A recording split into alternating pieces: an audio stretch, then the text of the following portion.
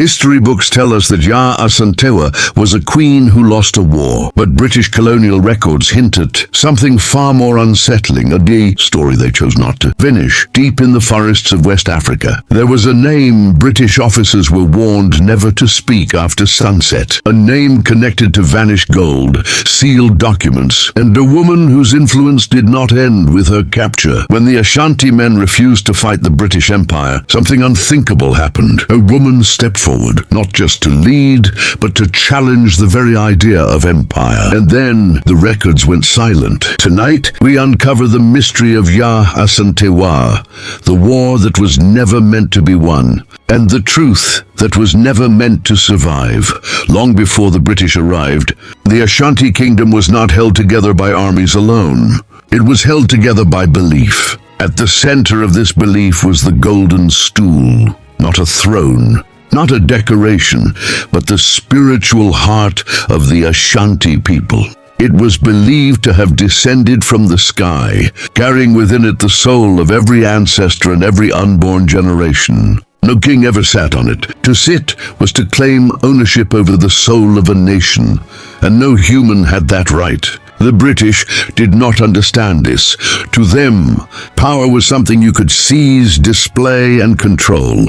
That misunderstanding would cost them far more than they expected.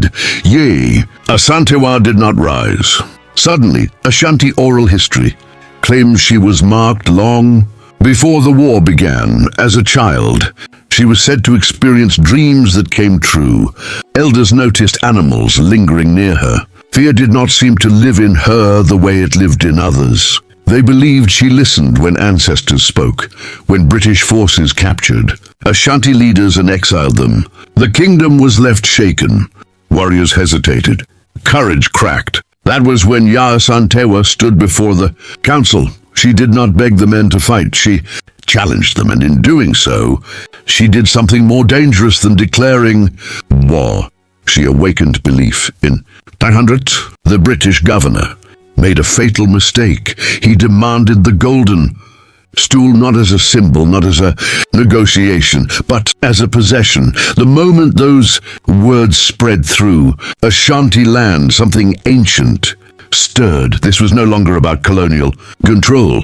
It was about violation, and violations have consequences. The British believed they were fighting an army. They were wrong. They were fighting a belief system older than empire. Before the war began, Yaa Asantewaa gathered elders and priestesses deep within the forest. What happened there was never written down, only whispered. No blood was spilled. Instead, names were spoken, names of ancestors, names of fallen warriors, names history had forgotten. This ritual was not meant to win the war. It was meant to preserve the Ashanti soul regardless of outcome.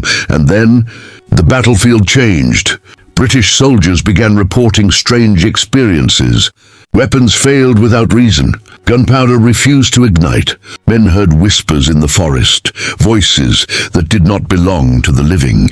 Night patrols claimed figures moved between trees, even when no warriors were present. Officially, these reports were dismissed. Unofficially, letters home told a different story.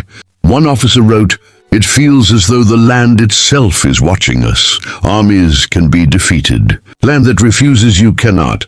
Strategically, the war made little sense. Opportunities for victory were ignored. British forces were allowed to escape. Critical routes were left open.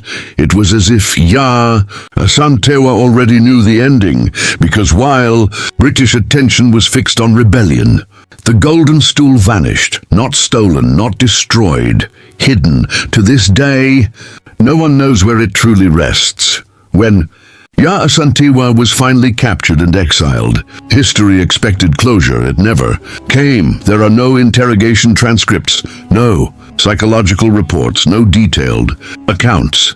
For a woman who defied an empire, this absence is disturbing. According to Ashanti oral history, she was calm in captivity, too calm. She spoke only once. "What you fear is not me.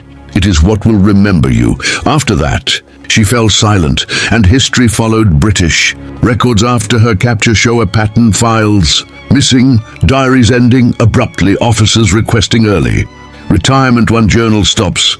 Mid-sentence, days after meeting her, she does not look defeated. She looks finished. Finished with what?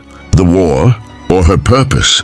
Official history claims Yaa Asantewaa died in exile, but there is no grave, no death record, no witness in mystery traditions. This matters. A grave marks finality. Without one, the story never fully ends, and empires rely on endings. After Yaa Asantewaa, the British never again attempted to seize the golden stool, never again challenged Ashanti identity directly. They ruled land, but not belief. One colonial report states they obey, but they do not belong to us. That terrified them, because obedience without belief is temporary.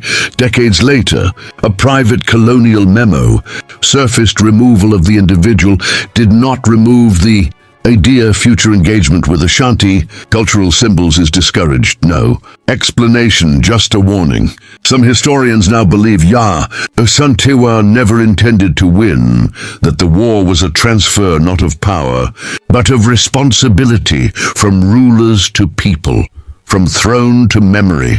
If that is true, then her disappearance was not defeat. It was completion. History asks us to believe she lost, but history also admits it never recovered what she protected. So ask yourself, if Yaa Asantewaa truly lost, why did nothing she stood for disappear with her? Empires fade, weapons rust, records decay, but belief endures. Perhaps Yaa Asantewaa did not want history to remember her clearly. Perhaps the mystery was the victory. History tells you what happened. We uncover what was hidden. Subscribe to Mystic USA, because some mysteries were never meant to be solved.